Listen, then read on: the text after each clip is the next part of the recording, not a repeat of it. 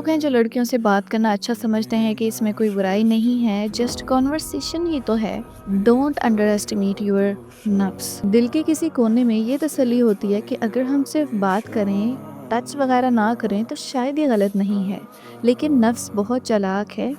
وہ کبھی ایک دم گناہ کی طرف نہیں لے جاتا۔ وہ ہمیشہ چھوٹی سی جسٹ بات کرنے والی ریزننگ سے شروع کرتا ہے، پہلے میسیجز، پھر روٹین کانورسیشنز، پھر ایموشنل کنیکشن، اور دھیرے دھیرے انسان خود کو جسٹیفائی بھی کرتا رہتا ہے کہ میں تو کچھ غلط نہیں کر رہا۔ یہی وہ جھول ہے آج کل کا، جس میں آج کل آدھی یوز پھنسی ہوئی ہے۔ لیکن پھر بھی نماز میں آ کر یہ آج ضرور پڑھتے ہیں، اہدنا الصراط المستقیم۔ اس کے بعد بھی یہ سب کام کرتے ہیں۔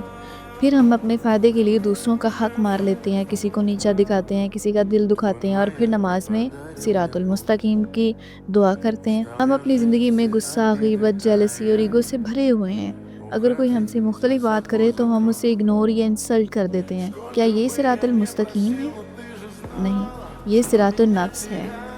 پھر ہم اپنے ڈیسیژنز میں اس آیت کو بھول جاتے ہیں۔ جب کریئر، رشتوں یا لائف سٹائل کا فیصلہ لینا ہوتا ہے، ہم ٹرینڈ اور لوگوں کی سوچ سے مشورہ کرتے ہیں، پھر بھی کہہ دیتے ہیں اہدنا الصراط المستقیم، اور رزق اور حلال حرام کے معاملات میں سیدھے راستے سے ہٹ جاتے ہیں۔ جب مشکل آتی ہے تو حرام انکم کو ٹیمپریری سلیوشن بنا لیتے ہیں، کبھی جھوٹ بول کر کام نکالتے ہیں، کبھی دھوکہ دے کر پروفٹ نکال لیتے ہیں، پھر بھی نماز میں کہتے ہیں اہدنا الصراط المستقیم۔ کیا سچ میں اللہ سے ہم ہدایت مانگتے ہیں اور اپنے فائدے کے لیے اسی ہدایت کو اگنور کر دیتے ہیں؟ سیدھا راستہ یہ نہیں ہے کہ جسٹ نماز میں کہہ دیا جائے اہدنا الصراط المستقیم، بلکہ سیدھا راستہ تو وہ ہے جہاں تم اللہ کو سب سے زیادہ چاہو۔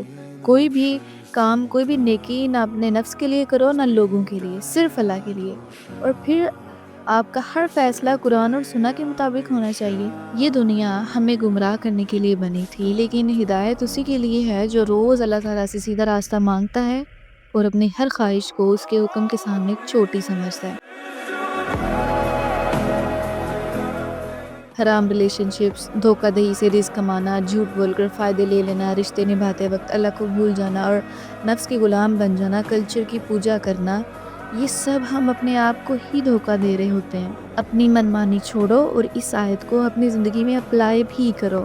اگلی ویڈیو میں ہم اس سے اگلی آیت سمجھیں گے۔ تب تک صرف یہ یاد رکھنا، سیدھا راستہ وہی ہے جہاں اللہ کے علاوہ کسی اور کو خوش کرنے کی ضرورت ہی نہ ہو۔